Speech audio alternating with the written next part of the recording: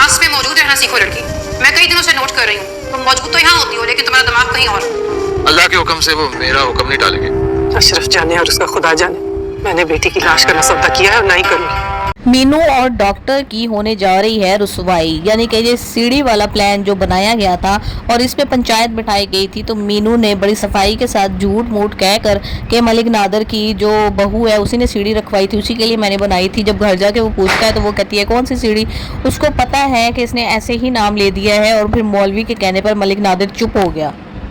और गांव वाले जाहिल लोग होते हैं, इन्होंने देखा है कि बस डॉक्टर एक आया हुआ है पढ़ा लिखा और दूसरी मीनू पढ़ने की कोशिश कर रही है, डॉक्टर बनने की कोशिश कर रही है, कि इन दोनों को जो ऐसा बदनाम करेंगे कि सांप भी मर जाएगा और लाठी भी नहीं टूटेगी। यानी डॉक्टर गांव छोड़कर चला जाएगा, जॉब को अल्लाह हाफिज कह देगा और मीनू के घर वाले भी इसकी शादी करेंगे और ये डॉक्टर कभी नहीं बन सकेगी और ना ही गाँव की खिदमत कर सकेगी।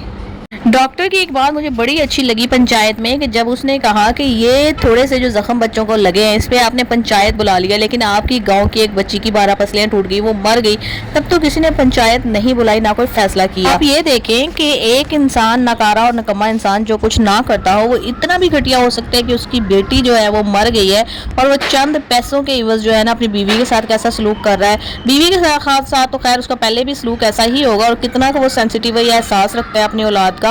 वो उसकी बेटी की लाश देखकर भी वो उसको अपने हॉस्पिटल से उठा लाया है और वो मर गई है, फिर भी उसको एहसास नहीं हो रहा।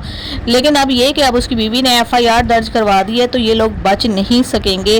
अल्लाह करे कि इनको इंसाफ मिले, इस ड्रामे में दिखाएं। गाँव के खूबसूरत मनाजिर, हरियाली देखने को बहुत ही अच्छे लगते हैं और मीनू के लिए बड़ा ही मुश्किल टाइम है कि इस गाँव से उठकर वो मेडिकल की तालीम हासिल करना चाहती है। कितनी ज़्यादा मुश्किलात है, बेचारी को समझ भी नहीं आ रही कि क्या करना है और कैसे सारे जो है ना फार्मूलाज याद करना है, बहुत ज़्यादा मुश्किल में है। लेकिन इस मुश्किल से ये कैसे निकलेगी, कामयाब होती है या नहीं होती। जर्द पत्तों के बन का मतलब तो यही है कि मुश्किलात इतनी ज़्यादा है। जर्द पत्तों का बन, जर्द पत्ता जो कि मर चुका होता है और यानी कि जंगल में जो बिखरे होते हैं, एक अकेला सुनसान जंगल।